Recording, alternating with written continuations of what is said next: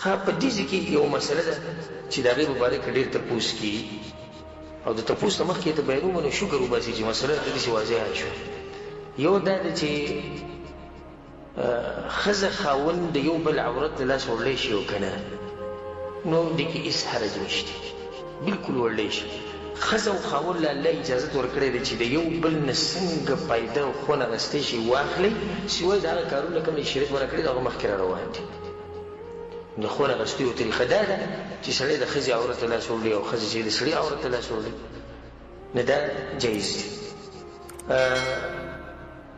یا د دې تپوس کېږي مثال کې د زنانه په سینه باندې لاس ایښوده، د دې ځینې کسان د غټ جرم ښکاري، غټ جرم ورته ښکاري، حالانکې شریعت د دې نه منع نه کړي، بلکې دا سړی د دغه ځینه خون او مزې اخیستی شي، او څنګه چې دا سړی د دغه ځینه خون او مزې اخلي، دغه شان د ښځې ته هم خون او مزې دا ورته میلاویږي د دې کار د لاسه، نو دا هم جایز دي.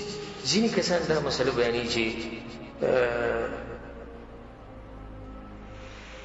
ښځې ته لغړ نشي کتی او ښځه خاوند ته نشي کتی کله چې هغه لغړي. دا مسله کمزوري ده، او بلکې ځینې کې خلک به دا دلیل ورکوي څه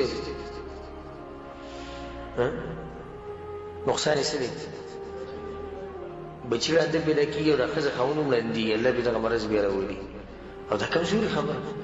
ښځه خاوند چې د یو بل نه خون اخلي په هره طریقه یې اخیستی شي، او د خوند اخیستو یو طریقه دا ده چې سړی ښځې ته داسې وګوري.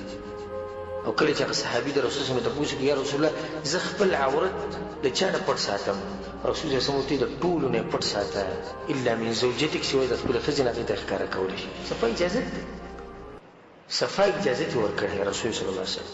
نو ښځه خاوند که یو بل ته عورت ښکاره کړي او یو بل ته بلکل لغړ ګوري لکه څنګه چې الله د مور د خېټې نه راویستو جایز دی. دلته اوس دوه مسلې په دې کې دننه راغلي ده چې کپړې مو ویستی شي ټولې، او دویم دا چې یو بل ته کتی شي. دا یو څو مسلې دي چې د عوامو په دې زړه کې پرتې خو تپوس یې نشي کولی.